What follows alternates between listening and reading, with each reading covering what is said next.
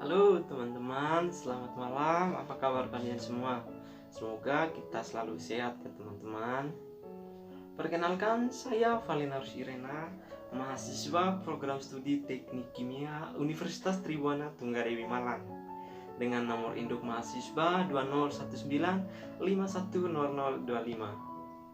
Di sini saya akan menjelaskan materi tentang wujud zat, kinetik teori gas, dan larutan. Oke teman-teman, kita masuk pada materi yang pertama, yaitu wujud zat. Wujud zat merupakan bentuk-bentuk berbeda yang diambil oleh berbagai fase berlainan. Perbedaan antara wujud zat didasarkan pada perbedaan dalam hubungan antar molekul.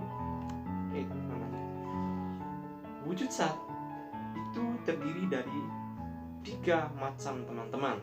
Yang pertama, zat padat. Zat padat adalah materi yang mempunyai bentuk dan volume atau ruang yang ditempati zat padat, cair, atau gas tertentu. Jadi yang kedua teman-teman, zat cair.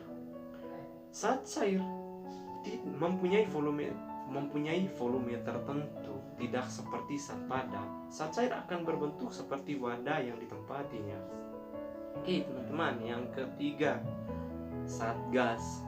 Zat gas ialah suatu zat atau benda yang mempunyai volume dan bentuk yang selalu berubah-ubah sesuai dengan tempat atau wadahnya.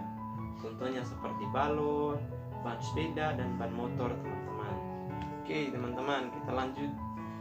Perubahan wujud zat. Oke teman-teman, seperti yang kita ketahui, jadi perubahan wujud zat itu ketika dari padat ke gas itu namanya menyublim. Dan begitu pun sebaliknya, ketika dari gas ke padat itu dinamakan menyublim juga. Tetapi ketika dari gas ke cair itu dinamakan mengembun. Dan begitu sebaliknya, ketika dari cair ke gas itu namanya menguap teman-teman. Nah, ketika dari padat ke cair itu namanya mencair, dan ketika dari cair ke padat itu disebut membeku teman-teman. Oke teman-teman, kita lanjut pada materi yang kedua, yaitu kinetik teori gas. Teori kinetik atau teori kinetik pada gas teman-teman berupaya menjelaskan sifat-sifat mikroskopik gas seperti tekanan, suhu, atau volume dengan memperhatikan komposisi molekuler mereka dan gerakannya. Teori ini menyatakan bahwa tekanan tidaklah disebabkan oleh denyut statis di antara molekul-molekul seperti yang diduga Isaac Newton, melainkan disebabkan oleh tumbukan antar molekul yang bergerak pada kecepatan yang berbeda-beda. Suhu suatu gas monokromi ideal adalah suatu ukuran yang berhubungan dengan rata-rata teori kinetik atom-atomnya ketika bergerak.